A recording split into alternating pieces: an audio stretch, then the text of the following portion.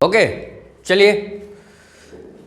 Hello, नमस्कार दोस्तों, मैं सुजीत कुमार झा और आपका अपना ही यूट्यूब चैनल है सक्सेस मंत्रा ऑफिशियल।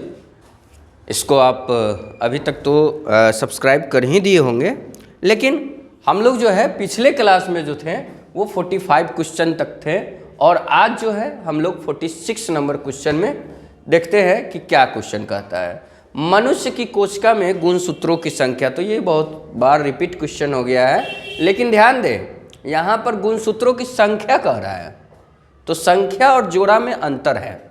जोड़ा कहेगा तो 23 और संख्या कहेगा तो 46 करेंगे, तो 46 ऑप्शन डी हो जाएगा। 47 नंबर क्वेश्चन क्या कहता है? 47 नंबर कहता है यदि लक्षण ए किसी अलैंगिक जनन वाली जाति में 10% पाया जाता है और लक्षण बी उसी जाति में 60% पाया जाता है, तो कौन सा लक्षण पहले उत्पन्न हुआ होगा? तो सबसे पहले जो है लक्षण जो है उत्पन्न होने वाला यहाँ पे लक्षण ए हो जाएगा। ऑप्शन ए टिक कीजिएगा। 48 नंबर क्वेश्चन हम ध्यान देंगे। यहाँ देखिए 48 नंबर क्वेश्चन, गुणसूत्र डबल एक्स यानी मादा में और एक्स वाई यानी नर में नाम से जाने जाते हैं, तो नाम से क्या जाने जाएंगे? लिंग गुणसूत्र जाने जाएंगे, है ना। हार्मोन तो होगा नहीं, लिंग होगा। ऑप्शन बी हो जाएगा। नेक्स्ट क्वेश्चन क्या कहता है? नेक्स्ट क्वेश्चन कहता है कि अंडाणु और शुक्राणु में कौन बच्चे के लिंग का निर्धारण करता है? तो बच्चे का लिंग का निर्धारण जो है आपको कौन करेगा? अंडाणु, शुक्राणु की दोनों, की इनमें से कोई नहीं। देखिए यहाँ पर जो है बच्चे का लिंग का निर्धारण कह रहा है ना। ऐसे तो अंडाणु और शुक्राणु दोनों ही मिलकर निषेचित करके बच्चों का निर्माण करते हैं, लेकिन यहाँ कह रहा है कि लिंग का निर्धारण कौन करता है। तो आपको पता होगा कि डबल एक्स और एक्स वाई है ना, यानी इसका एक्स और इसका एक्स, तब जाके जो है गर्ल्स का, और इसका अगर हम एक्स लेते हैं और इसका वाई लेते हैं तब ये बॉयज़ का, है ना, तब ये निर्माण करता है। यानी इसमें जो है बच्चे का लिंग का जो निर्धारण है वो आपको जो है शुक्राणु करेगा, है ना। ऑप्शन जो है यहाँ पे बी हो जाएगा। नेक्स्ट क्वेश्चन ध्यान देंगे। यहाँ पर कहता है एक नवजात बच्चे में एक्स वाई गुणसूत्र युक्त पाया गया, यह लड़का है अथवा लड़की है।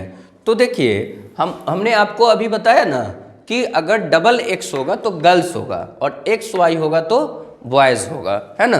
तो इसमें जो है क्या कर रहा है, एक्स वाई है, तो एक्स वाई है तो क्या हो जाएगा? लड़का हो जाएगा।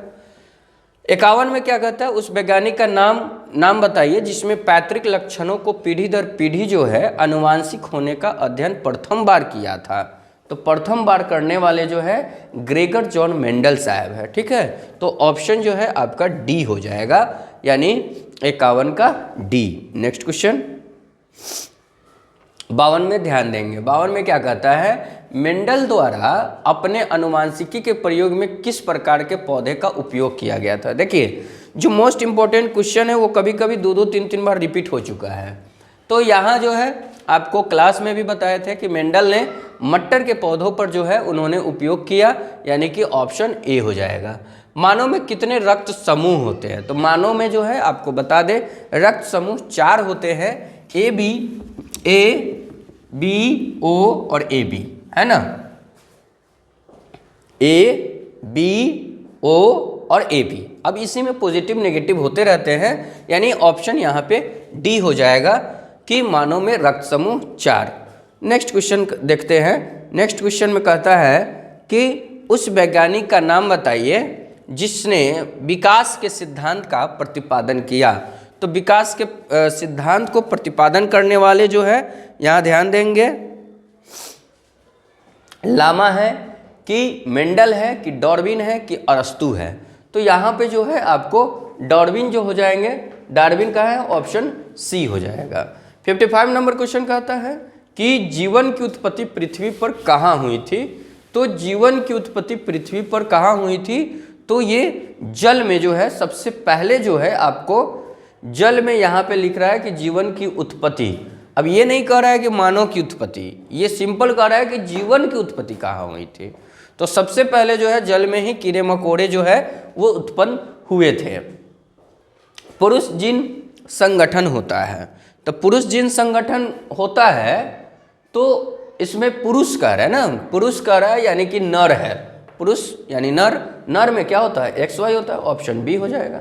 अनुवांशिकता का जनक कौन है, तो हमने बताया है कि अनुवांशिकी या अनुवांशिकता दोनों बात एक ही है, यानी ग्रेगर जॉन मेंडल साहब, ऑप्शन डी हो जाएगा। अब यहाँ पे ये वाला थोड़ा सा बुक का नाम याद रखिएगा, द ओरिजिन ऑफ स्पीसीज नामक पुस्तक किसने लिखी थी। तो ये ओरिजिन नामक पुस्तक जो है ये आपको जो है डार्विन साहब लिखे थे, तो यहाँ डार्विन साहब का ऑप्शन ए लगा दीजिएगा, ठीक है, ओरिजिन ऑफ स्पीसीज, है ना। नेक्स्ट क्वेश्चन कहता है 59 नंबर क्वेश्चन कहता है, थोड़ा बड़ा सा क्वेश्चन है। 59 नंबर, मेंडल के एक प्रयोग में लंबे मटर के पौधे जिनके बैगनी पुष्प थे का संस्करण बौने पौधे के जिनके सफ़ेद पुष्प थे ये कराया गया। इनके संति के सभी पौधे में पुष्प बैगनी रंग के थे, परंतु उनमें से लगभग आधे बौने थे। इससे कहा जा सकता है कि लंबे जनक पौधे की अनुवांशिकता रचना क्या होगी। तो अनुवांशिकता रचना जो है इसमें आपको क्या होगा कि एक कैपिटल टी है ना, कैपिटल टी कहा गया, कैपिटल टी तो तीनों में चारों में है। उसके बाद एक स्मॉल टी, तो स्मॉल टी खोजना है, तो स्मॉल टी या तो इसमें है या तो इसमें है, यानी ये दोनों तो पहले ही खत्म हो गया। ओके, अब जो है दोनों में जो है आपको क्या कह रहा है, डब्लू, यानी कि पुष्प बैगनी रंग के थे परंतु लगभग आधे बौने थे, तो आधे बौने थे।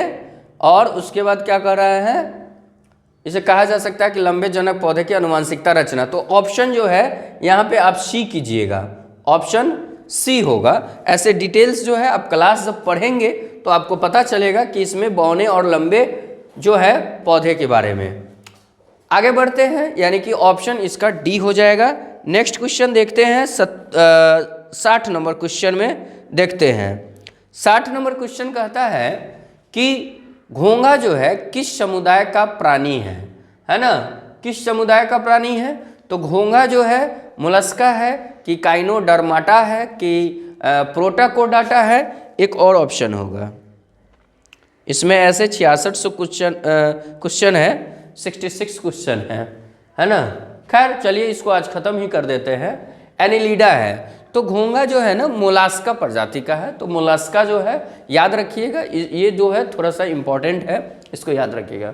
61 क्वेश्चन क्या कहता है, 61 कहता है कि कीटों के पंख और चमगादड़ के पंख किस तरह का अंग है। कीटों का पंख, अच्छा ठीक, और चमगादड़ के पंख किस तरह का अंग है। तो ये जो है अंग है आपको समजात अंग है, समजात, ऑप्शन ए हो जाएगा। उसके बाद 62 नंबर क्वेश्चन कहता है विकासीय दृष्टिकोण से जो है हमारी किससे अधिक समानता है। तो चीन के विद्यार्थी, चिंपांजी, मकड़ी या जीवाणु। तो हमारी विकास दृष्टिकोण से हमारी किससे अधिक समानता है, चीन के विद्यार्थी लिखा हुआ है। ये थोड़ा सा हमें मिस्टेक लग रहा है, ऐसे चिंपांजी होता है ना, यहाँ पर थोड़ा ध्यान दे दीजिएगा आप लोग, या इसका देखते हैं हम। लेकिन आई थिंक मेरे हिसाब से 99% चिंपांजी से होगा। कह रहा है विकासीय दृष्टिकोण से हमारी किससे अधिक समानता है। ऐसे आपको बता दें, ऐसे मानव विकास का जो है होमोसेपियंस होता है वैज्ञानिक नाम, लेकिन यहाँ पे देख लीजिएगा, या हम कल आपको जो है इसको क्लियर कर देंगे, लेकिन ऐसे 99% चिंपांजी हो जाएगा।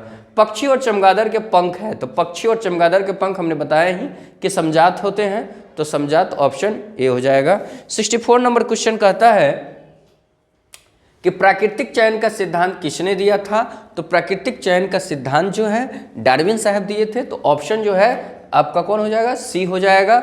मेंडल ने अपने प्रयोग में किस पौधे का चयन किया। तो ये तो बार बार क्वेश्चन पूछ रहा है, माने रिपीट हुआ क्वेश्चन है, तो आपको हो जाएगा मेंडल ने मटर के पौधों पर जो है इन्होंने उपयोग किया था। जीन शब्द की प्रस्तावना किसने दी थी। तो जीन शब्द की प्रस्तावना जो है आपको बता दें कि यहाँ पर आपको वाटसन है, मेंडल है, वेंडेन है या कोई नहीं। तो यहाँ पे जो है जीन शब्द का इस माने ऑप्शन में कोई नहीं होगा, है ना।